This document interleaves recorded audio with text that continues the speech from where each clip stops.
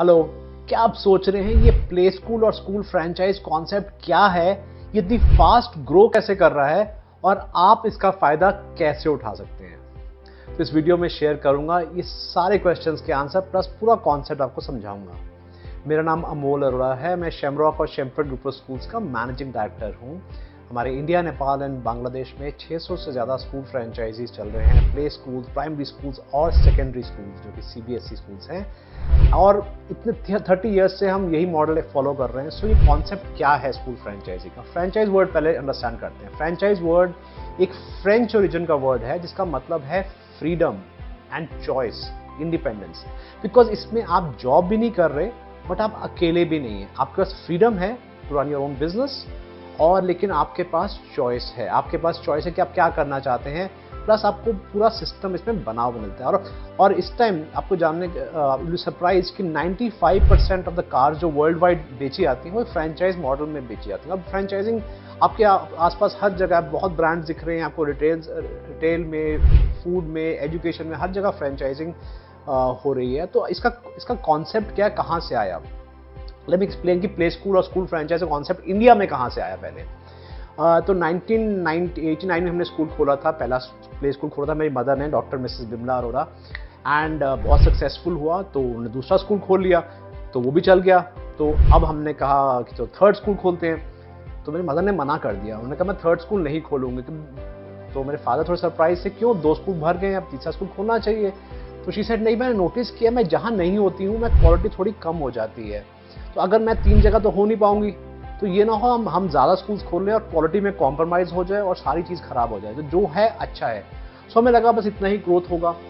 उसके बाद एक शख्स आए, उन्होंने कहा सर हमें भी आप शेमरॉक खुलवा दो।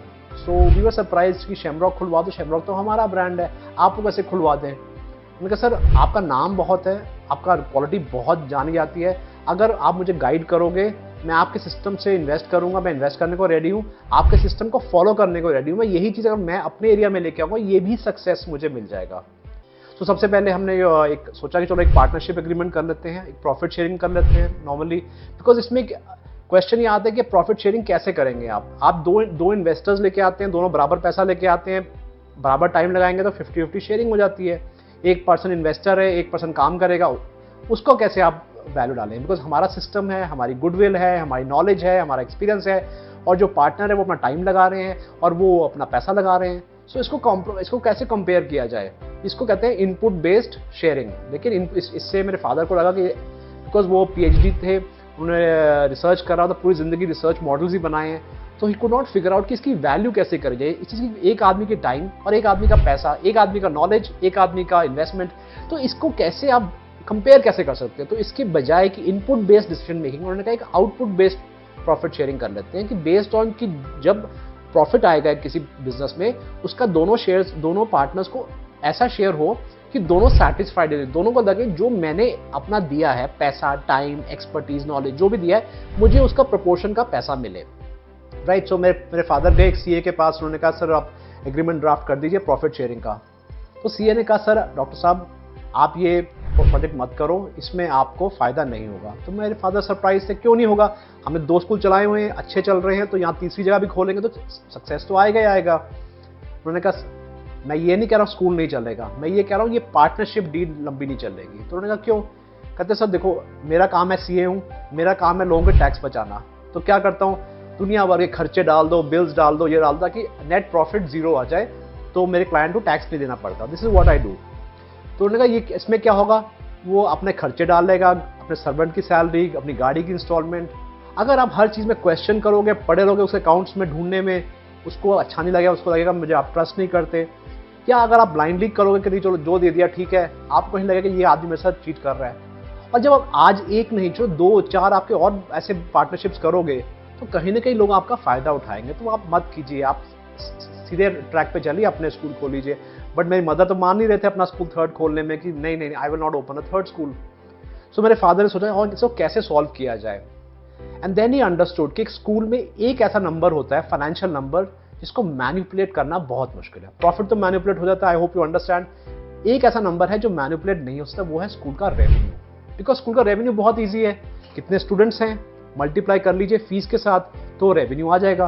तो क्यों ना हम प्रॉफिट शेयरिंग की जगह जैसे वो कर रहे थे कि बेस्ड ऑन उनको दूसरों को दोनों को लगे कि हाँ मुझे अपना रिटर्न अच्छी मिली है, दोनों बोथ आर सैटिस्फाइड, तभी लॉन्ग टर्म चलेगा। अगर एक पार्टनर को लगेगा कि मुझे ज़्यादा मिल रहा है, मुझे वर्थ नहीं मिल रहा, मुझे अपने टाइम का जितना मैं लगा रहा हूँ उतना रिटर्न नहीं है, तो वो पार्टनरशिप लंबी नहीं चलेगी। तो मेरे फादर ने उसी मॉडल को कन्वर्ट कर लिया into a revenue share. Revenue share में क्या किया कि जो भी फीस आएगी उसका क्या रेवेन्यू परसेंटेज इन्वेस्टर जो है उनके पास जाना चाहिए और कितना कंपनी के पास आना चाहिए। सो उन्होंने डिफरेंट मॉडल्स पे कैलकुलेट किया, जब 10 बच्चे होंगे, 50 बच्चे होंगे, 200 बच्चे होंगे, तो क्या क्या रेवेन्यू शेयर होना चाहिए ताकि दोनों पार्टीज को लगे कि ये ठीक है, फेयर है, मुझे रिटर्न मिल रही, जितना मैं इनपुट डाल रहा हूँ उतना मुझे मिल रहा है, तो वो लॉन्ग टर्म चलने वाला है। यानी came up with a percentage जो एक रेवेन्यू शेयर परसेंटेज है। तो 1990s में जब स्टार्ट किया, 1991 में हमने फर्स्ट फ्रेंचाइज साइन किया। तो वर्ड फ्रेंचाइजिंग वर्ड नहीं कहते थे उस टाइम, कोई जानता नहीं था ये वर्ड फ्रेंचाइजिंग होता है। सो ईयर 2000 में ये वर्ड कॉमन होना शुरू हुआ, जब मल्टीनेशनल ब्रांड्स आने शुरू हुए, वी अंडरस्टूड कि जो हम कर रहे हैं उसका नाम फ्रेंचाइजिंग है। सो फ्रेंचाइजिंग बेसिकली एक मॉडल है जहां पर एक ब्रांड है जिसके पास सिस्टम्स है, जिसके पास गुडविल है, जिसके पास नाम है, जिसके पास एक प्रूवन मॉडल है, और एक इन्वेस्टर है जो उस मॉडल को रेप्लिकेट करता है। वो उसकी गुडविल ले लेते हैं, उनके ट्रेडमार्क्स मिल जाते हैं, उसको सारी उसकी जो हिस्ट्री है सारी मिल जाती है, रिसर्च डेवलपमेंट सपोर्ट के लिए टीम मिल जाती है। तो एंटरप्रेन्योर अकेला नहीं है, उसको बना एक सिस्टम मिल जाता है, किसी की गुडविल मिल जाती है, ट्रेनिंग मिलती है, सपोर्ट मिल जाती है, और इसलिए दोनों सक्सेसफुल हो जाते हैं। This is the model. So franchising और कुछ नहीं, एक ऐसा मॉडल है जो एवोल्यूशन है ह्यूमन बीइंग का। जो जैसे आप देखिए, अगर आपको भूख लगे आप क्या करोगे? क्या खुद खाना बना खेती बाड़ी शुरू कर देंगे सीखना? नहीं, आप जो करते हैं आप अपना काम करते हो। आप मार्केट में आते हो, शॉपकीपर से कमाते हो। शॉपकीपर क्या वो खुद ग्रो करता है? नहीं, वो फार्मर से खरीदता है। So similarly this is called specialisation of labour. हर इंसान अगर अपना खुद सारा कुछ स्क्रैच से बनाएगा तो इनएफिशिएंट काम रहेगा, उसको नहीं आता। आज मुझे फार्मिंग करनी नहीं आती, मुझे कपड़े बनाना, कॉटन ग्रो करना नहीं आता, लेकिन मैं शॉप से लेता हूँ, मुझे मालूम है वो प्रॉफिट के लिए बैठे हैं, शॉप कोई चैरिटी नहीं है, बट मुझे फायदा है बिकॉज मैं उस पर अपना टाइम लगाऊं जो मैं अच्छा करता हूँ। सिमिलरली फ्रेंचाइजी में क्या हो रहा है, एक पर्सन जो है लेसन प्लान्स, एक्टिविटीज, कैसे स्कूल चलाना है, क्या कॉन्सेप्ट को कैसे पढ़ाया जाता है, बेस्ट टेक्नोलॉजी को कैसे यूज करा जाता है, वो सब चीज़ हम कर रहे हैं। आप अपने लोकल एरिया को अंडरस्टैंड करते हो कि वहाँ के पेरेंट्स कैसे हैं, वहाँ की एक्सपेक्टेशंस कैसे हैं, कैसे हम एक सिस्टम को वहाँ ला के उसको हल्का सा ट्वीक करके सक्सेसफुल करते हैं। आप जीरो से स्टार्ट नहीं कर रहे हैं। एक और एग्जाम्पल देते हैं, अगर आपको गाड़ी खरीदनी है तो आप क्या करेंगे? आपको यहाँ से वहाँ जाना, आपको लगता है मुझे गाड़ी चाहिए, दो ऑप्शन है आपके पास। या तो आप मार्केट में जाइए, आप सारे स्पेयर पार्ट्स खरीदिए, आप स्टीयरिंग कहीं और से, एक्सल कहीं और से, उसको सबको जोड़िए, क्या चांसेस चलेगी? आपके पास नॉलेज भी नहीं है पूरी ऑटोमोटिव इंजीनियरिंग की, क्या गाड़ी बना पाएंगे आप? चांसेस बहुत कम है। इसीलिए नॉन फ्रेंचाइज बिजनेसेस एक साल बाद 62% ही सर्वाइव करते हैं। 38% ऑफ नॉन फ्रेंचाइज बिजनेसेस आज एक साल भी सर्वाइव नहीं कर पाते। बिकॉज वही एग्जाम्पल है, क्या करेंगे? क्या वो गाड़ी चलेगी? नहीं, बहुत अनलाइकली, बिकॉज आप मिस्टेक्स कर रहे होगे, गलतियां करोगे, और फंड्स लिमिटेड हैं। जब तक आपको समझ आएगा, हो सकता है आपके फंड्स खत्म हो जाएं, हो सकता है वो गलतियों की वजह से आपकी रेपुटेशन इतनी खराब हो जाए कि उससे आप रिवाइव ना कर पाए। इमेजिन करो आप एक रेस्टोरेंट खोलो और आपको खाना बनाना सीख रहे हैं, आप सीख रहे हो कि कंज्यूमर टेस्ट कैसा है। आपने बना दिया, पर्सन आया, उसने खाना खाया, उसने क्या ये क्या बनाया आपने, क्या दोबारा आएगा? नहीं आएगा। आप बाद में उसको अंडू नहीं कर सकते। एक बार नेगेटिव हो गया तो हो गया। इनफैक्ट वो पर्सन 4 लोगों को और बताएगा वहां मत चले जाना, बहुत खराब खाना था। अब ये नहीं कहते मैं तो सीख रहा हूं। या फिर जब फर्स्ट डे आए उसको वाओ एक्सपीरियंस आए तो कैसा लगेगा? सिमिलरली या तो गाड़ी खुद बना लीजिए, या आप होंडा या मारुति के शोरूम पे जाते हैं, गाड़ी मिल जाती है, आपको मालूम है वो प्रॉफिट बना रहे हैं, बट आपको पीस ऑफ माइंड है कि ये गाड़ी चलेगी। आपको मालूम है गाड़ी चलेगी। जब आप बैठे होंगे आपको स्टेटस मिलेगा उसका। सिमिलरली आप एक फ्रेंचाइज बिजनेस के आप ओनर हैं, आपको स्टेटस मिलता है, अच्छा आप उसके ओनर हैं। सो दैट इज द सेम, जो खुद को अच्छी फीलिंग मिलती है। तो प्लस कोई प्रॉब्लम आए तो होंडा वहां पर सपोर्ट करती है, उनके पास आफ्टर सेल सर्विस है। सिमिलरली इन फ्रेंचाइज ऑल्सो आपको सारा सपोर्ट करने के लिए कोई है। अदरवाइज अपनी गाड़ी बना लोगे, किसके पास जाओगे कंप्लेंट लेके? मैकेनिक्स के पास। वो कुछ हाथ पैर मारेंगे, आपको मिसगाइड करेगा, कोई सही मैकेनिक मिलेगा, कहीं पे गलत मिलेगा, कहेगा सर ये पार्ट ठीक नहीं है, वो ठीक नहीं है। वही होता है, आप कंसल्टेंट्स के पास जा सकते हो, किसी से ट्रेनिंग ले सकते हो, किसी से बुक्स ले सकते हो, किसी से इंटीरियर डिजाइन ले सकते हो, या फिर फ्रेंचाइज में सब कुछ एक जगह बना है विच वर्क्स टुगेदर। खुद सोचिए, नेचर भी यही कहती है, व्हाट इज ईजियर, एक सीड प्लांट करके उसमें से पौधा ग्रो करने के चांसेस ज्यादा है, या एक छोटा सा ऑलरेडी पौधा है उसको बस नर्चर करना है, which is easier? So that is why franchising is working so well, that is why इतना फास्ट ग्रो हो रहा है। एंड जब आप गाड़ी 5 साल के बाद अपनी गाड़ी किस तरह चला भी लेंगे अपने बना के, 5 साल के बाद आपको बेचना होगा, तो कौन खरीदेगा आपकी गाड़ी? कैसे बेचोगे, कहां बेचोगे, किसको बेचोगे, क्या बोल के बेचोगे? कोई नहीं खरीदने वाला, वो आप डंप ही करेंगे 5 साल बाद।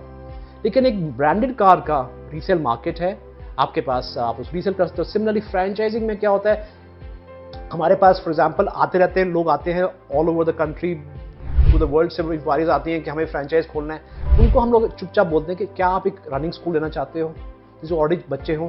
सो उसमें क्या होता है, फ्रेंचाइजिंग में जो आप पैसा लगाते हैं वो एक इन्वेस्टमेंट है।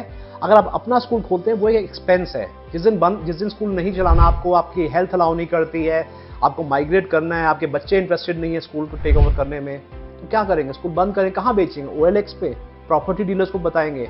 जैसी न्यूज़ फैल जाएगी आपके एरिया में कि स्कूल बिक रहा है, टीचर्स पैनिक कर जाएंगे, पेरेंट्स बच्चे पैनिक करेंगे कि क्या हो रहा है, स्कूल बंद हो रहा है।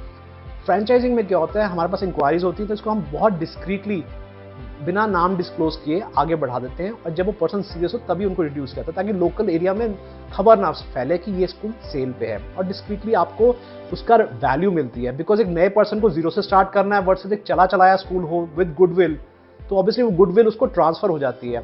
अगर आप अपना स्कूल कहीं आपको बायर मिल भी जाए और आप उसमें नहीं है, बिकॉज आप तो निकल जाओगे स्कूल से, तो बायर क्या खरीद रहा है? नॉर्मली जब स्मॉल बिजनेस में इसमें ओनर ही गुडविल होती है। जैसे डॉक्टर हो, उसका क्लिनिक है, अगर वो अपना क्लिनिक बेचने जाएगा क्या कल से मैं नहीं आऊंगा, तो वैल्यू क्या बचेगी? कुछ नहीं, बिकॉज डॉक्टर ही नहीं है। सिमिलरली अगर आप अपना स्कूल बनाते हैं और उसको 5 साल बाद, 10 साल बाद आपका मूड होता है कि मुझे इसका, मैंने बहुत पैशन लगाया, बहुत पैसा लगाया है, दिन रात किया है, और मुझे इसका रिटर्न मिले। बिकॉज किसी भी बिजनेस का जो रिटर्न मिलता है वो सेल के टाइम पे होता है। I am sure you have seen, जब फंड रेजिंग की जाती है तो $1 बिलियन वैल्यूएशन हो जाती है। क्या प्रॉफिट $1 बिलियन है? नहीं, उसकी वैल्यूएशन है, फ्यूचर प्रॉफिट्स का एंटिसिपेशन में वैल्यूएशन होती है। सो अगर वो जो स्कूल आप बेचेंगे तो कोई क्यों खरीदेगा जब आप ही नहीं है? बिकॉज आप ही पे तो स्कूल चल रहा है, आप ही का तो नाम है। बट फ्रेंचाइजिंग में क्या होता है, ब्रांड का नाम है। सो अगर वो जो बायर है उसको ये मालूम है पिछले ओनर के जाने से उतना फर्क नहीं पड़ेगा, थोड़ा फर्क पड़ सकता है बिकॉज ऑब्वियसली पब्लिक डीलिंग करी हुई है, बट इतना नहीं है, बिकॉज सिस्टम्स, टीचर्स, सब कुछ इन प्लेस है, और वैसे ही स्कूल चलेगा, वही क्वालिटी स्टैंडर्ड इजीली मेंटेन हो पाएंगे। सो ऑब्वियसली जब आप अपना स्कूल खोलते हैं तो वो एक एक्सपेंस है, जिस दिन बंद करना है तो बंद कर देना उस दिन। फ्रेंचाइज में जो भी आप पैसा लगा रहे हैं प्लस जो आप एफर्ट लगा रहे हैं उसका रिटर्न आपको मिलेगा एक दिन, और अच्छा प्रीमियम मिलेगा। सो आई होप आई एक्सप्लेन्ड कि फ्रेंचाइजिंग क्या कॉन्सेप्ट है, कैसे स्टार्ट हुआ, और कैसे आपको फायदा होगा इसमें। So I got lot of videos on how to franchising में क्या क्या करना होता है, किन चीज़ों का ध्यान रखना है, तो वीडियो को जरूर देखिए। और सबसे इंपॉर्टेंट, मेरा वेबिनार हो रहा है on how to open a successful school, yes, and it's free of cost, कोई कॉस्ट नहीं है। लिंक नीचे दिया गया है, उस पर रजिस्टर कीजिए, come join in my webinar, and I tell you the A to Z of how you can open a school. School खोलने के लिए क्या क्या स्टेप्स हैं, इन्वेस्टमेंट, एरिया, क्या क्या स्टेप्स स्कूल खोलने से पहले करने हैं, टीचर्स, हायरिंग, सॉफ्टवेयर, स्कूल की मार्केटिंग कैसे करनी है, सारी चीज़ें कवर करेंगे इस वेबिनार में। डोंट मिस इट, लिंक नीचे दिया गया है, don't miss it, very very important webinar. And अगर आपको कोई वीडियो अच्छा लगे तो प्लीज़ इसको लाइक करना, end of course subscribe button पे क्लिक करो, ताकि जब भी नए वीडियोस बनाऊं आपको उसकी इन्फॉर्मेशन मिले। एंड अगर कोई क्वेश्चंस हैं कि फ्रेंचाइजिंग के बारे में, सर ये ठीक है या नहीं रहेगा, तो प्लीज़ कमेंट्स में लिखिए। I try and add it in my next video. Wish you all the best in your school project. Bye bye.